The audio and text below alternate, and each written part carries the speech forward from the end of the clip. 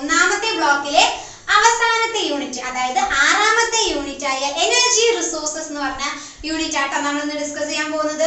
Okay, so പേര് പോലെ തന്നെ ഈ ഒരു യൂണിറ്റിൽ നമ്മൾ നോക്കുന്നത് ഡിഫറെന്റ് ടൈപ്സ് ഓഫ് എനർജീസുകളെ കുറിച്ചും ഈ എനർജീന്റെ സോഴ്സ് എവിടെ നിന്നാണെന്നും അതേപോലെ തന്നെ ടൈപ്സ് ആൻഡ് ക്ലാസിഫിക്കേഷൻസ് ഓഫ് എനർജികളൊക്കെ ഉണ്ട് കേട്ടോ. അതൊക്കെയാണ് നമ്മൾ ഇന്ന് ഡിസ്കസ് ചെയ്യാൻ പോകുന്നത്. നമുക്ക് നോക്കാം. ആദ്യം തന്നെ നമുക്ക് ഒരുപാട് എനർജികളെ കുറിച്ച് അറിയാം അല്ലേ? ഏതൊക്കെയാണ്? Electrical energy, kinetic energy, mechanical energy അല്ലേ? ഇതുപോലെ ഒരുപാട് എനർജികളെ അറിയാം. ഈ ഓരോ എനർജിക്കും അതിൻ്റെതായ ഓരോ ഫങ്ഷൻസും ഉണ്ട് അല്ലെ? ഇപ്പൊ ഇലക്ട്രിക്കൽ എനർജി ആണല്ലോ നമുക്കിപ്പോൾ ലൈറ്റ് ബൾബ് കത്താനും അതേപോലെ തന്നെ നമ്മുടെ ബാക്കിയുള്ള അല്ലെ വാക്യൂം ക്ലീനറിനും അതേപോലെ ഒരുപാട് ഇലക്ട്രിക്കൽ എനർജി അങ്ങനെയൊക്കെയാണ് പോകുന്നത്. അതേപോലെ ഓരോ എനർജിക്കും അല്ലെ വിൻഡ് എനർജി കുറെ ഉണ്ടല്ലോ അല്ലെ? സോ ഇതേപോലെ ഓരോ എനർജിക്കും ഓരോ പർപ്പസ് ആണ് ഉള്ളത്. ഇന്ന് എപ്പോഴെങ്കിലും നമ്മൾ ആലോചിച്ചിട്ടുണ്ടോ ഈ എനർജിന്റെ സോഴ്സ് എവിടെ നിന്നാണെന്ന് നമ്മൾ ആലോചിച്ചിട്ടുണ്ടോ? എങ്കിൽ അങ്ങനെ ഒരു സോഴ്സ് ഉണ്ട്. 4 സോഴ്സ് ആണ്. 4 സോഴ്സിൽ നിന്നുമാണ് എന്ത് വരുന്നത്? എനർജി വരുന്നത്. ഏതൊക്കെയാ നോക്കാം. 1 ഫോസിൽ ഫ്യൂവൽസ്, എവിടെ നിന്നാണ്? ഫോസിൽ ഫ്യൂവൽസ് നിന്നും. 2 ഫ്ലോവിംഗ് വാട്ടർ അല്ലെ ഒഴുകിക്കൊണ്ടിരിക്കുന്ന വെള്ളത്തിൽ നിന്നും. 3 ബയോമാസ്, എവിടെന്നാ? ബയോമാസിൽ നിന്നും. 4 അറ്റോമിക് മിനറൽസ് നിന്നും അല്ലെ? അറ്റോമിക് മിനറൽസിലൊക്കെ നമുക്ക് അറിയാം, ഏകദേശം നമുക്ക് അറിയാവുന്ന തന്നെയാണ്. അങ്ങനെ ഇത്തരത്തിൽ 4 സോഴ്സിൽ നിന്നുമാണ് നമുക്ക് എന്ത് കിട്ടുന്നത്? എനർജി ഉണ്ടാക്കിയെടുക്കാൻ സാധിക്കുന്നത്. ഓക്കെ, സോ ഇത് ഇപ്പൊ ഞാൻ ഈ പറഞ്ഞത് ഇമ്പോർട്ടന്റ് ആണ്. ഇത് പറഞ്ഞ 4 പോയിന്റ് ഇമ്പോർട്ടന്റ് ആണ്. ചീഫ് സോഴ്സ് ഓഫ് എനർജി എന്ന് പറയുന്നത് ഏതൊക്കെയാണ്? Fossil fuel, flowing water, biomass and atomic minerals. Okay, ഇതാണ്. ഇനി നമുക്ക് നോക്കാം. ഈ എനർജി സോഴ്സിനെ തന്നെ രണ്ടായി തിരിച്ചിട്ടുണ്ട്. കൺഫ്യൂസ്ഡ് ആവണ്ട. ഈ എനർജി സോഴ്സ്, ഓക്കെ, എനർജി സോഴ്സസിനെ തന്നെ രണ്ടാക്കി തിരിച്ചിട്ടുണ്ട്. ഏതൊക്കെയാണ്? Renewable energy and non renewable energy. എവിടെയെങ്കിലും കേട്ട ഒരു സാമ്യം തോന്നുന്നുണ്ടോ? നമ്മുടെ രണ്ടാമത്തെ ബ്ലോക്കിൽ നമ്മൾ പഠിച്ചിട്ടുണ്ട് അല്ലേ? പക്ഷെ ഇത് എനർജിയാണ്. അത് നമ്മൾ അന്ന് പഠിച്ചത് എന്താണ്? റിന്യൂവബിൾ വേറെ ഒന്നാണ്. ഇത് പഠിച്ചത് ഇപ്പൊ പറയുന്നത് എന്താണ്? എനർജികളെ കുറിച്ചാട്ടോ. ഓക്കെ, മനസ്സിലാക്കണം. അങ്ങോട്ടും ഇങ്ങോട്ടും മാറിപ്പോകരുത്. നോക്കാം. Renewable energy and non renewable energy. എന്താണ് റിന്യൂവബിൾ എനർജി എന്ന് പറയുന്നത്? അതായത് നമുക്ക് എപ്പോഴും നമ്മൾ എത്ര എടുത്താലും തീരാത്ത, നമുക്ക് again and again നമുക്ക് ലഭിച്ചുകൊണ്ടേയിരിക്കുന്ന എനർജിയെയാണ് നമ്മൾ എന്ത് പറയുന്നത്? റിന്യൂവബിൾ സോഴ്സ് ഓഫ് എനർജി എന്ന് പറയുന്നത്. മനസ്സിലായല്ലോ? അതായത് ഏതൊക്കെയാണ് അതിന്റെ എക്സാമ്പിൾ ആയിട്ട് കാറ്റഗറൈസ് ചെയ്യാൻ പറ്റിയ?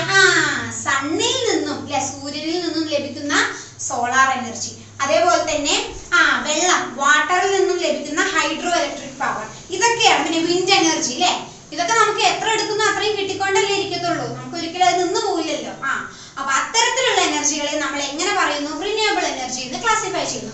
മറ്റൊന്നാണ് ഇത് നോൺ റിന്യൂവബിൾ എനർജി. ഈ നോൺ റിന്യൂവബിൾ എനർജി എന്ന് പറഞ്ഞാൽ ഏതൊക്കെയാണ്? അതായത് നമ്മൾ ഉപയോഗിക്കും തോറും എന്ത് ചെയ്യും? കഴിഞ്ഞുകൊണ്ടേയിരിക്കും. മനസ്സിലായല്ലോ? ഉപയോഗിക്കും തോറും കഴിഞ്ഞുകൊണ്ടേയിരിക്കും. അത്തരത്തിലുള്ള എനർജികളെയാണ് നോൺ റിന്യൂവബിൾ എനർജി എന്ന് വിളിക്കുക. അതിന്റെ എക്സാമ്പിൾ ആയിട്ട് ഏതൊക്കെ ക്ലാസിഫൈ ചെയ്യാം? ഫോസിൽ ഫ്യൂവലുകളായ കോൾ, അതുപോലെ തന്നെ ഓയില്, ഗ്യാസ്, മാത്രമല്ല ന്യൂക്ലിയർ പവർ ജനറേഷൻ അല്ലെ, അതുപോലെ തന്നെ ജിയോ തെർമൽ സോഴ്സസ്, ഇതൊക്കെ ഏതിന്റെ അണ്ടറിൽ കാറ്റഗറൈസ് ചെയ്യാം? നോൺ റിന്യൂവബിൾ എനർജിന്റെ അണ്ടറിൽ ക്ലാസിഫൈ ചെയ്യാം അല്ലെ? ഓക്കെ, സോ ഇത്രയേ ഉള്ളൂ. ഇനി നമുക്ക് കടക്കാൻ പോകുന്നത് ദി ക്ലാസിഫിക്കേഷൻ. ഞാൻ നേരത്തെ പറഞ്ഞിരുന്നു ഒരുപാട് ടൈപ്സ് ഓഫ് ക്ലാസിഫിക്കേഷൻസ് ഉണ്ട് ഏതിൽ? ഈ എനർജിന്റെ ഫോമിൽ. ഓക്കെ, അതാണ് ഇനി നമ്മൾ നോക്കാൻ പോകുന്നത്. ആദ്യം തന്നെ energy from fossil fuel. Okay, fossil ഫ്യൂവലിൽ നിന്ന് ലഭിക്കുന്ന എനർജികളെ കുറിച്ചാണ് ആദ്യം തന്നെ പറയാൻ പോകുന്നത്. ഫോസിൽ ഫ്യൂവലിൽ നിന്ന് കിട്ടുന്ന എനർജി ഏതൊക്കെയാണ് അല്ലെ? ഏതെന്നൊക്കെയാ കിട്ടുന്നത്? കോൾ അല്ലെ? കോൾ, അതേപോലെ തന്നെ ഓയിൽ, അല്ലേ, ഓയിൽ.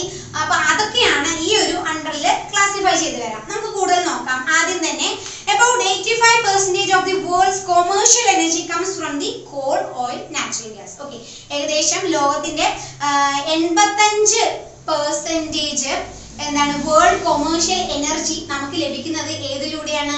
നമ്മുടെ ഈ ഫോസിൽ ഫ്യൂവലിലൂടെയാണ് കിട്ടുന്നത്. ഏതൊക്കെ അതായത് കോള്, ഓയിൽ, അതുപോലെ തന്നെ ഗ്യാസ്. ഓക്കെ, സോ നമുക്ക് നോക്കാം കോൾ എങ്ങനെയാണ് ഈ കോൾ ഉണ്ടാക്കുന്നത്. ആക്ച്വലി കാർബൺ സൈക്കിള് ഓക്സിഡേഷൻ ചെയ്യുമ്പോൾ, കാർബൺ സൈക്കിളിൽ ഓക്സിഡേഷൻ ചെയ്യുമ്പോൾ അതിന്ന് ഒരു മെറ്റീരിയൽ അഥവാ ഒരു ഓർഗാനിക് മെറ്റീരിയൽ എസ്കേപ്പ് ആയിട്ട് വരും.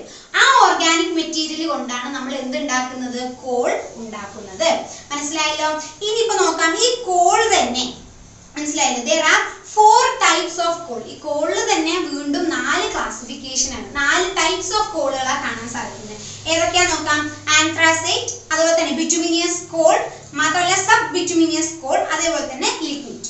ഇങ്ങനെ ഇത്തരത്തിൽ 4 ടൈപ്സ് ഓഫ് കോളുകളാണ് നമുക്ക് കാണാൻ സാധിക്കുന്നത്. ഇത് ഭയങ്കര ഇമ്പോർട്ടന്റ് ആട്ടോ. അത് നിങ്ങൾക്ക് എപ്പോഴും നമുക്ക് ആവശ്യം വരുന്ന ഒരു കാര്യമാണ്. ഓക്കെ, സോ ഈ 4 പോയിന്റും നന്നായി പഠിച്ചു വെക്കുക.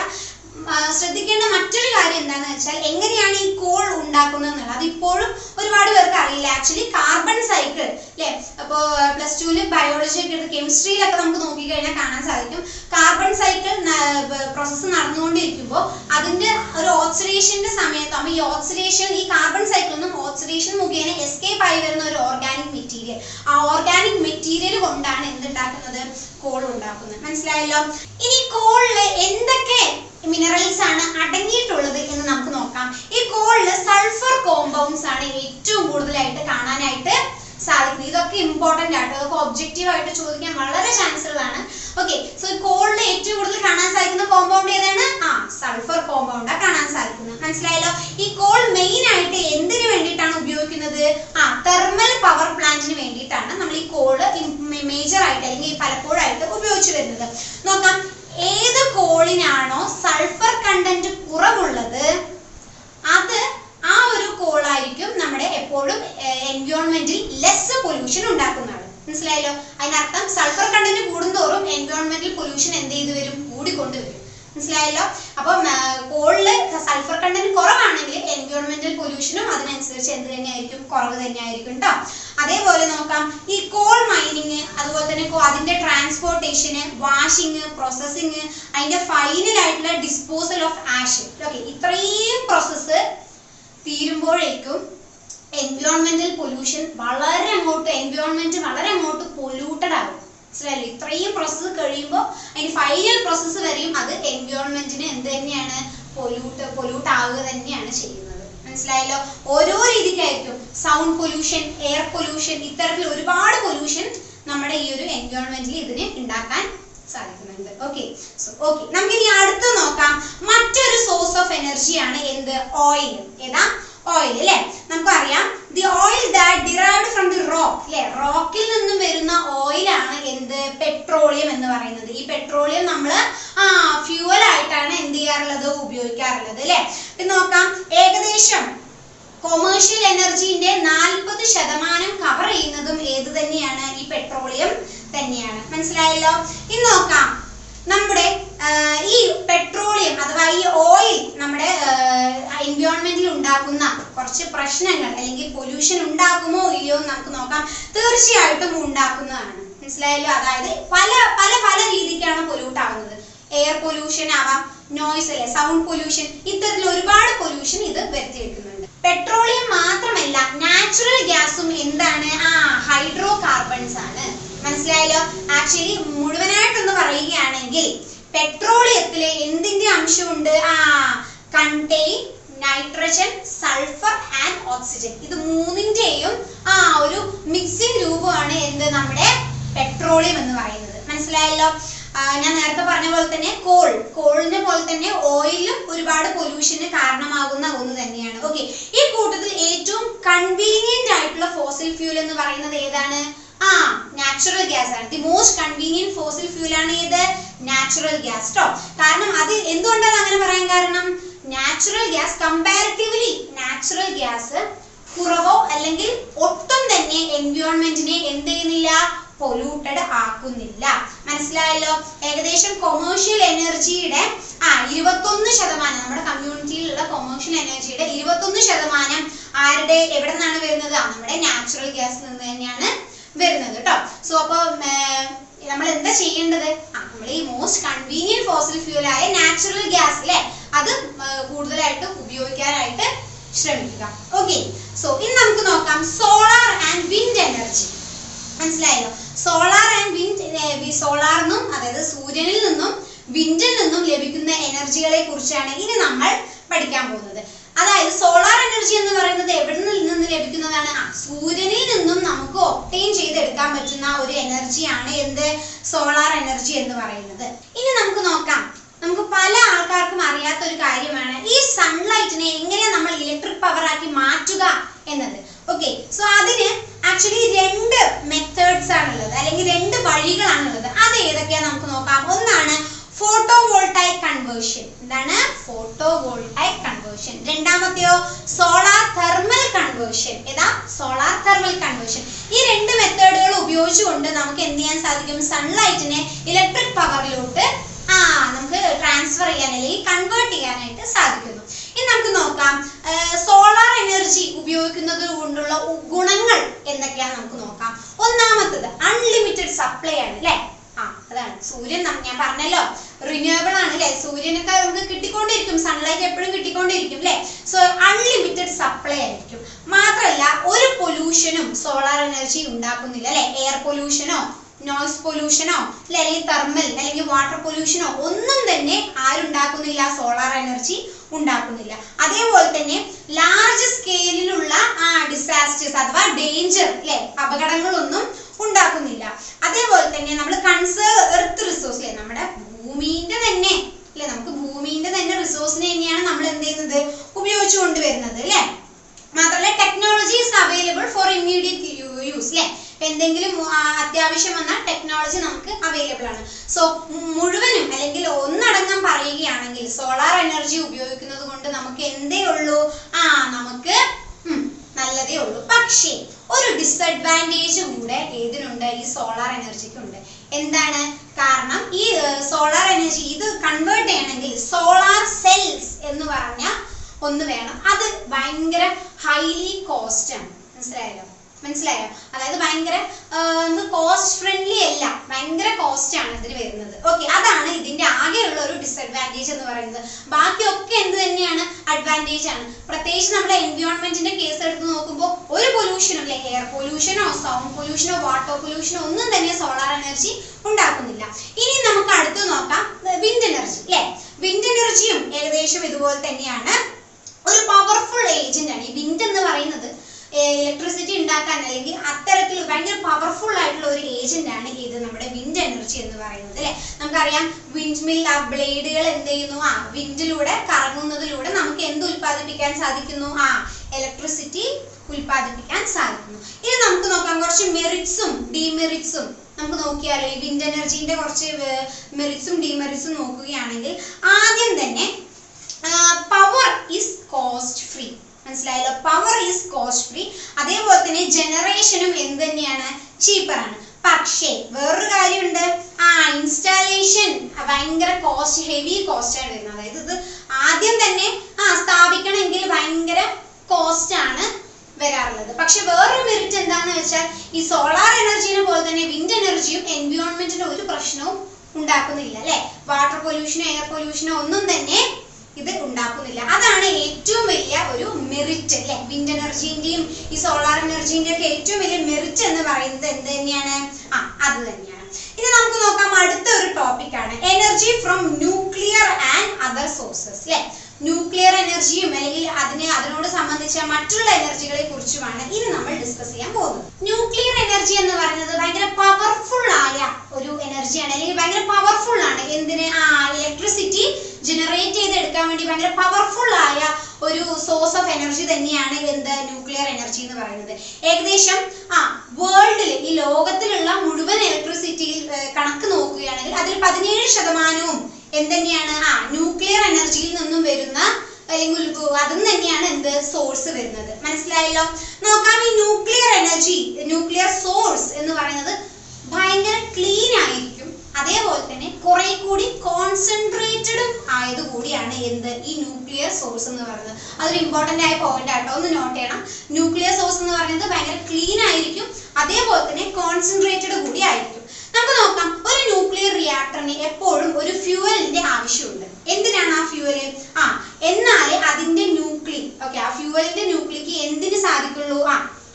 അത് ഈ ന്യൂക്ലിയർ റിയാക്ടറിന് ഈ ഫ്യൂവലിന് വേണ്ടി എന്ത് ചെയ്യാൻ സാധിക്കുള്ളൂ? ഫിഷന് സാധിക്കത്തുള്ളൂ. അങ്ങനെ ചെയ്താലേ ഇത് എന്ത് ചെയ്യത്തുള്ളൂ? വർക്ക്ഔട്ട് ചെയ്യുള്ളൂ. ഇത്തരത്തിൽ ഉപയോഗിക്കുന്ന ഫ്യൂവലുകളെ നമ്മൾ മുഴുവനായി വിളിക്കുന്ന പേരാണ് എന്ത്? ഫിഷനബിൾ സബ്സ്റ്റൻസസ്.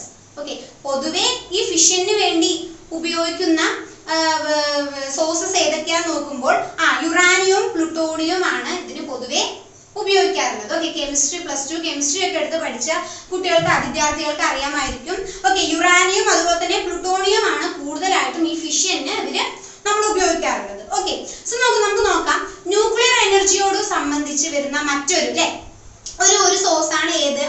Jio thermal energy. എന്താണ്? Jio thermal energy. ഇതൊന്നുമില്ല, ജിയോ തെർമൽ എനർജി എന്ന് പറയുന്നത് സിമ്പിൾ ആണ്. ആക്ച്വലി ഹീറ്റ് എനർജി, അതായത് നമ്മുടെ എർത്തിന്റെ ഇന്റീരിയറിൽ നിന്നും ഹീറ്റ് എനർജി പുറത്തു കൊണ്ടുവന്ന് ആ ഹീറ്റ് എനർജിയെ ഇലക്ട്രിസിറ്റി ഉണ്ടാക്കാൻ വേണ്ടി ഉപയോഗിക്കുന്ന ആ ഒരു പ്രോസസ്, അല്ലെങ്കിൽ ആ ഒരു പ്രോസസ്സാണ് നമ്മൾ എന്ത് പറയുന്നത്? Geo thermal energy. അത്തരത്തിൽ ഉണ്ടാക്കുന്ന എനർജി നമ്മൾ എന്ത് വിളിക്കുന്നു? ജിയോ തെർമൽ എനർജി എന്ന് വിളിക്കുന്നത്. ഓക്കെ, നോക്കാം, ഈ ജിയോ തെർമൽ ഈ ഒരു പരിപാടി എവിടെയേ നടക്കത്തുള്ളൂ? ഭയങ്കര ഹോട്ട് ആയിട്ടുള്ള റോക്സ് ഉണ്ടല്ലോ, പാറക്കല്ല് ഭൂമിന്റെ അടിയിൽ അത്രയും ഹോട്ട് ആയിട്ടുള്ള റോക്സ് ഉള്ള ആ ഒരു സ്ഥലങ്ങളിൽ മാത്രമേ നമുക്ക് ഈ ജിയോ തെർമൽ എനർജി നമുക്ക് നടപ്പിലാക്കാൻ സാധിക്കത്തുള്ളൂ. നമുക്ക് നോക്കാം, ഐസ്ലാൻഡ്, ഇറ്റലി, ജപ്പാൻ, അതുപോലെ തന്നെ ഫിലിപ്പീൻസ്, ന്യൂസിലാൻഡ്, അതുപോലെ തന്നെ യുണൈറ്റഡ് സ്റ്റേറ്റ്സ്, എല്ലാം ഇത്തരത്തിലുള്ള കുറച്ച് രാജ്യങ്ങളൊക്കെ ഇതിനെ ഉപയോഗപ്പെടുത്താറുണ്ട്. ഓക്കെ, ജിയോ തെർമൽ എനർജിനെ ഒരു സോഴ്സ് ഓഫ് ഇലക്ട്രിസിറ്റി ആയിട്ട് കാണാറുണ്ട്. ഇനി നമ്മൾ നോക്കാൻ പോകുന്നതാണ് ന്യൂക്ലിയർ എനർജി. എന്താ ന്യൂക്ലിയർ എനർജി? ന്യൂക്ലിയർ എനർജി എന്ന് പറയുന്നത് എവിടെ നിന്ന് വരിക? ഞാൻ നേരത്തെ പറഞ്ഞു, ജിയോ തെർമൽ എനർജി ഭൂമിയുടെ ഇന്റീരിയറിലെ ഹോട്ട് അല്ലെങ്കിൽ ഹീറ്റിനെ നമ്മൾ പുറത്തു കൊണ്ടുവന്ന് അതിനെ ഇലക്ട്രിസിറ്റി ഉണ്ടാക്കാൻ നമ്മൾ ഉപയോഗിക്കുന്നു എന്നല്ലേ പറഞ്ഞു. അതേപോലെ ഇപ്പൊ ന്യൂക്ലിയർ എനർജി എവിടെന്നാ വരുന്നത്? ന്യൂക്ലിയർ എനർജി വരുന്നത് ഒരു ആറ്റത്തിന്റെ ന്യൂക്ലിയസിൽ നിന്നും പുറപ്പെടുന്ന ഒരു എനർജിയെയാണ് നമ്മൾ എന്ത് വിളിക്കാറുള്ളത്? ന്യൂക്ലിയർ എനർജി എന്ന് പറയുന്നത്. ഓക്കെ, സോ ഇവിടെ പ്രോട്ടോൺസും നമുക്കറിയാമല്ലേ, ഒരു ആറ്റം എന്ന് പറയുമ്പോൾ പ്രോട്ടോൺ, ന്യൂട്രോൺ, ഇലക്ട്രോൺ അല്ലേ? സോ ഇതില് പ്രോട്ടോണിന്റെയും ന്യൂട്രോണിന്റെയും ആ ഒരു വയലന്റ് ആയിട്ടുള്ള സെന്റർ, അതായത് ന്യൂക്ലിയസിന്റെ സെന്ററിൽ നിന്ന് വരുന്ന പ്രോട്ടോണിന്റെയും ന്യൂട്രോണിന്റെയും ഭയങ്കര വയലന്റബിൾ ആയിട്ടുള്ള ഒരു പെർഫോമൻസ് ആണ് നമുക്ക് എവിടെ കാണാൻ സാധിക്കുന്നത്? ഈ ന്യൂക്ലിയർ എനർജിയിൽ നിന്ന് കാണാനായിട്ട് സാധിക്കുന്നത്. ഇതൊരു തിക്ക് എമൗണ്ട് ആയിട്ടാണ് പുറത്തു വരാറുള്ളത്.